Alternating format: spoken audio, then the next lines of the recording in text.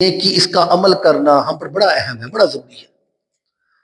حضور اکرم صلی اللہ علیہ وآلہ وسلم نے بتایا کہ لوگوں سن لو، الشبان شہری و رمضان شہر اللہ، فرمایا لوگوں شبان میرا مہینہ اور رمضان جو ہے وہ اللہ کا مہینہ ہے، اللہ کا مہینہ ہے۔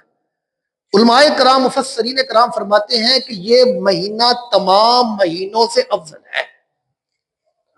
اور پھر فرمایا جیسے حضرت یوسف علیہ السلام کے 11 بھائی تھے، آپ 12 بنتے تھے، جیسے 11 بھائیوں میں سے حضرت یوسف علیہ السلام کو فضیلت تھی نا، اسی طرح اس رمضان کے مہینوں میں کو 11 مہینوں پر فضیلت ہے۔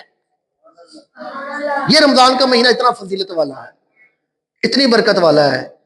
اور حضور اکرم صلی اللہ علیہ وآلہ وسلم نے فرمایا، اس کی فضیلتیں بتائیں۔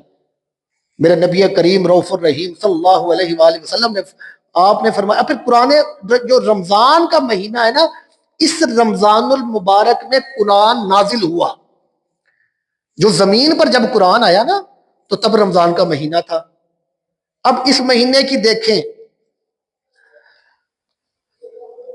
اس مہینے کو نا حضرت سیدنا ابراہیم علیہ السلام پر جو صحیفے اترے تھے وہ بھی رمضان کی 3 تاریخ، رمضان کا 3 تاریخ تب وہ حضرت ابراہیم پر صحیفے اترے تھے۔ حضرت داؤد علیہ السلام پر جب زبور اتری تو اس رمضان کا 8واں روزہ تھا، 8واں دن تھا۔ حضرت سیدنا موسیٰ علیہ السلام پر جب تورات اتری تو یہ 6واں دن تھا۔ کہ اس مہینے میں اتنی برکت ہے کہ پتہ چلا اللہ کا جو کلام آتا ہے، جو کتابیں آتی ہیں، وہ رمضان المبارک کے مہینے میں ہی آتی تھی۔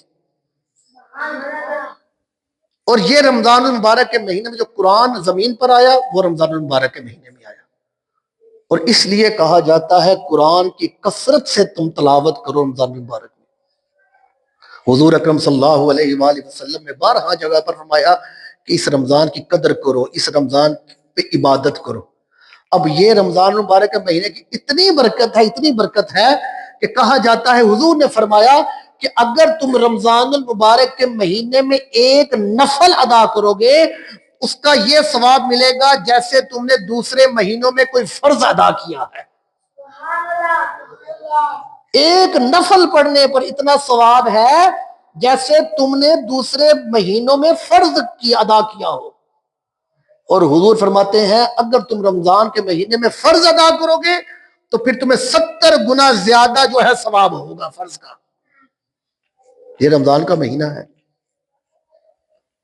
لیکن ایسا نہ ہو کہ رمضان کا مہینہ آتا ہے اور ہم کیا کرتے ہیں، شروع میں رمضان کے مہینے کے روزے بھی رکھ لیتے ہیں، 3-4 دن ہم نمازیں بھی پڑھ لیتے ہیں اور بچ بھی جاتے ہیں، لیکن پھر کیا کرتے ہیں، پھر جیسے دن گزرتے ہیں تو ہم پھر اسی کاموں میں آ جاتے ہیں، روزے بھی چھوڑ دیتے ہیں، نمازیں بھی چھوڑنے لگ جاتے ہیں، اور پھر جو ہے وہ رمضان کی قدر جو ہے ہم پھر نہیں کرتے۔